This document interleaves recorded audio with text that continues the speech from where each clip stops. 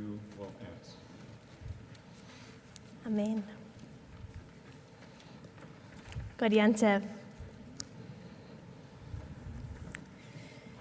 The alarm clock buzzed. I rubbed my eyes. I took a deep sigh, and I got out of bed. It was 6:00 a.m. on a Friday morning in Jerusalem. Normally, Fridays in Jerusalem are my favorite. They were my favorite that year that I lived there, a day whose only obligation was to prepare for Shabbat. This Friday was different. It was Rosh Chodesh, and I was going to pray with Women of the Wall, a group of women whose mission it is to liberate the Kotel, the Western Wall, from the ultra-Orthodox monopoly who limits the ways women can interact and pray at that space. While the camaraderie of Women of the Wall was wonderful, the experience of being pushed and shoved, of being yelled at and told that I'm not a real Jew, even being spat at by a disapproving Orthodox woman, while at once having to dodge a chair that had been lobbed at our group from across the men's side of the mechitza, was demoralizing at best. I prayed with this group because it felt important to claim my stake at our people's holiest site, in the holiest city in our holy land. But I also kind of dreaded these monthly mornings, and this one was no exception. So I was relieved to have concluded the morning prayers in enough time to meet a close friend for breakfast. As I left the old city at the Jaffa Gate and hiked up the hill on Jaffa Street, I was lost in my thoughts about the state of the Jewish state until I reached the top of the hill and turned left to arrive at my absolute favorite brunch spot, Cafe Kadosh. Funny enough, the cafe is not named Kadosh because it's in Ir HaKodesh, the holy city of Jerusalem, but rather it's named for the Kadosh family, who pronounce it like that, Kadosh instead of Kadosh. This family, for 2 generations now, have run this unassuming Jerusalem institution. Happily, I had beat the brunch rush, so I snagged a table for 2 and let my thoughts drift from my upsetting early morning at the Kotel to more pressing matters. Would I order the shakshuka or one of the cafe's delicious pastries? Some time had passed, and while I was still waiting for my friend, the cafe filled up all around me. The secular Israeli server who was helping me was clearly annoyed that I was taking up a table in her section as I waited. She approached me, pointed to the empty chair, and asked, "Ma ze kisei le'Eliyahu hanavi?" What is this, a chair for Elijah the prophet? Perhaps Cafe Kadosh was holier than I thought. And just maybe the Jewish state and the Jewish people weren't doomed after all. Modern-day Israel is full of seeming contradictions. Religious and secular, ancient and contemporary, traditional and innovative, Hebrew and Arabic, Christians, Druze and Bedouins, Muslims and Jews. And though these seeming contradictions are part of the very fabric of the Jewish state, we American Jews who choose to live in Chutz La'aretz, outside of Israel, we Jews who like to get to the bottom of things and understand them from every angle, are left with more questions than answers. As American Jews, where do we fit into the story of Israel? What place do religiously progressive Jews like us, have there? How does Israel determine its values, and how are those values manifested? What does it mean for our Jewish homeland to also be the homeland of another people? After 2 millennia of relying on the grace of host nations, of suffering crusades and expulsions, forced conversions, pogroms, the Holocaust, and hostile communism, how do we wrap our minds around the notion that now the Jewish people not only has a state, but one that is both sovereign and powerful? Of course, Israel's power begs more questions. How does Israel treat the most vulnerable in its society? What does it mean to support the Jewish state? What does it mean to be a Zionist? And ultimately, amid all the seeming contradictions and complexities, what does it mean to be Chovevei Tzion, lovers of Zion, and Chovevei Yisrael, lovers of Israel, today? In some ways, we yearn for a simpler time with fewer questions. Though perhaps that time exists only in our mind's eye, romanticized and recorded on Israel's street signs. There is a street by my old apartment named Kaf Tet B'November, commemorating November 29th, 1947, the date on which the United Nations voted to partition the land that would become the State of Israel. This vote dictated that some of the land would go to the Jewish population and some to the Arab population. This year, 5783 or 2022, depending on how you're counting, marks the 75th anniversary of that vote. 75 years since the world order recognized on the heels of Hashoah the rights of the Jewish people towards self-determination and national sovereignty. 75 years since the Jewish people danced in the streets and their Arab neighbors mourned. 75 years since on the 5th of Iyar, 5708, Medinat Yisrael, the State of Israel, was officially birthed. 75 years since the British Mandate came to an end, and 37 leaders of the nascent state sat on a Friday afternoon in that fateful room in the Dizengoff House in Tel Aviv, hours before Shabbat came in, affixing their signatures to Israel's Declaration of Independence. These signatories were full of contradictions. They were old and they were young. They were men and women. They were Ashkenazi and Sephardi. They were doves and they were hawks. They were deeply secular, having thrown off the yoke of their parents' Judaism, and they were deeply religious. These leaders, many of whom disagreed deeply with each other about all kinds of philosophical, theological, and practical matters, found a way to come together, to document their shared history and lay out a vision for their shared destiny. And though that moment proved to be one of compromise and consensus and clarity of purpose, what followed was a bloody war where lines were blurred as the fledgling Jewish state fought for its existence.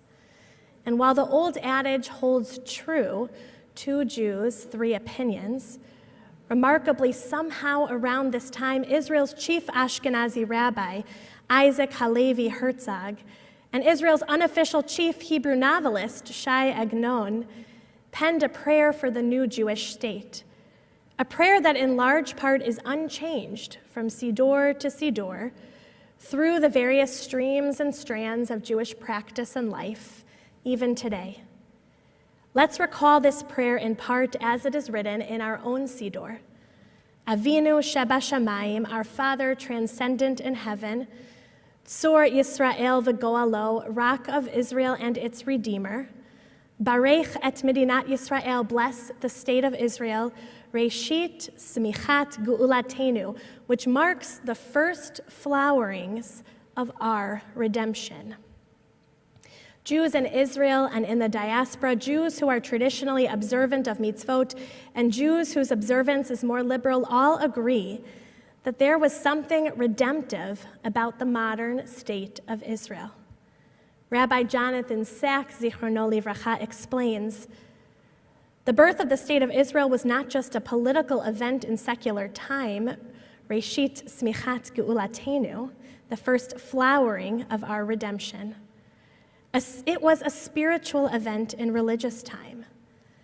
The return of Jews to the land of their ancestors in fulfillment of the vision of the prophets, their recovery of independence as a sovereign nation after 2,000 years of dispersion and powerlessness, and their reaffirmation of life after the Holocaust, these form a new and epic-making chapter in the narrative begun when Abraham and Sarah heeded God's call and set out on the journey to the land that I will show you. It's hard to help but get swept up in the magnificent narrative, seemingly all along leading to the 5th of Iyar, 5708. But now, 75 years later, and perhaps a bit more sober when thinking about the Jewish state, we ought to be asking, what do we mean when we employ the term redemption today? And furthermore, can or should we still declare the state of Israel with all of its very real challenges? Should we declare that it marks the first flowerings of our redemption, now in our time? On the most basic level, redemption is the Jewish belief that things can be better tomorrow than they are today. Sometimes we talk about redemption in messianic terms. We envision God or Mashiach, the Messiah, coming to our world, redeeming us from our current reality of suffering and hardship. Sometimes, rather than talk about a personal Messiah, we talk about a messianic age that will exist when there will be a world of peace and harmony. Some Jews believe that we can bring about the Messiah or the messianic age through our actions, be it tikkun olam or the observance of mitzvot. So Israel marking Reshit Tzmichat Geulatenu, the first flowerings of our redemption, can mean all sorts of things. There are some religious Zionists who believe the state of Israel to be in and of itself a holy manifestation of God's will. They believe the land itself to contain an inherent metaphysical holiness. They are certain that the land itself is holy, and therefore they believe in a kind of Jewish manifest destiny, where all the land between the Euphrates River and the Mediterranean Sea should be inhabited and ruled by Jews alone. Adherence to this ideology would tell you that God's immanence in the world is evidenced by the Israeli military. This kind of thinking in its most extreme versions has led to tragic events, such as the assassination of Prime Minister Yitzhak Rabin and Baruch Goldstein's massacre of 29 Muslims praying at the cave of Machpelah in the city of Hebron. In its tamer forms, this kind of ideology leads to expanded settlements and a disregard for the two-state solution. So if the notion of Israel containing some kind of inherent metaphysical holiness, making it redemptive in and of itself, can be dangerous, might there be an alternative way to think about the redemptive nature of the modern state of Israel? Rather than understanding the metaphysical state of the biblical land of Israel as being redemptive, we can choose to understand the existence of the Jewish state as having redemptive potential. The difference in approach might seem like semantics alone, but actually the semantic difference carries great philosophical, ideological, and moral significance. We can link Israel's redemptive potential to the values that are manifested throughout and by the Jewish state. This afternoon, we will read from a section of Leviticus known as the Holiness Code. The Holiness Code reminds us that we should be holy because our God is holy, and the path to holiness lies in how people in a society treat one another. In fact, when we adhere to the principles in this code, we have the potential to transform not only our individual lives, but our society and even our world. The modern state of Israel is like a living lab for the Holiness Code, because in the modern state of Israel exists the opportunity to put into practice the very best of Jewish values. Israel's redemptive quality lies not in the land itself per se, but rather in the unprecedented opportunity to actuate a society whose values are based on the timeless ethical mitzvot of our tradition. Over the past 75 years, we have seen Israel's redemptive potential embodied in some very concrete ways. A cultural redemption where Jewish universities and theaters, whole urban centers have emerged, reinterpreting our ancient tradition in all kinds of public spheres. We've also seen a redemption of the Jewish language, Hebrew in daily life and in literature, music, and poetry.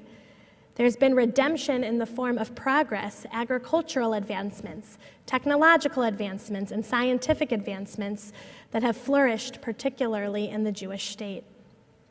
And Israel, as a safe haven for world Jewry, provides a kind of redemption from harm's way. Jews fleeing persecution from around the world, from Ethiopia to Iran, from France to the former Soviet Union. Again, we're seeing a resurgence of Jewish immigration from Ukraine and Russia.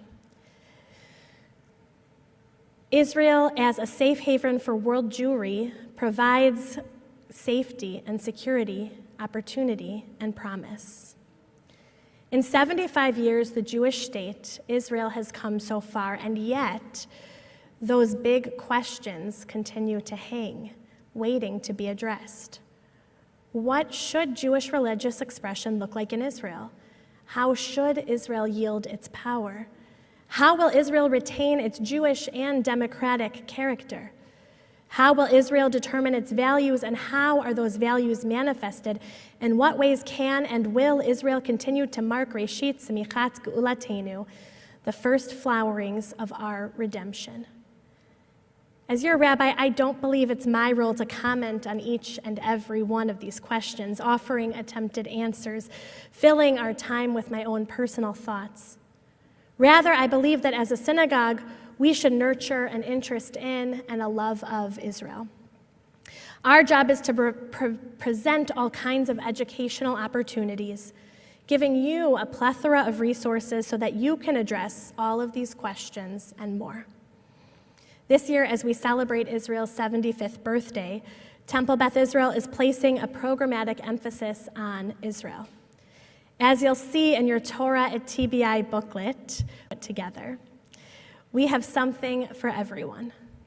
An Israel book club with choices reflecting different points of view, a spring seminar asking some big questions using Hatikva as a guide, a Yom Ha'atzmaut celebration, and an opportunity to engage in tzedakah, joining the other greater Chicagoland Reform congregations in fundraising for a new ambulance for Magen David Adom.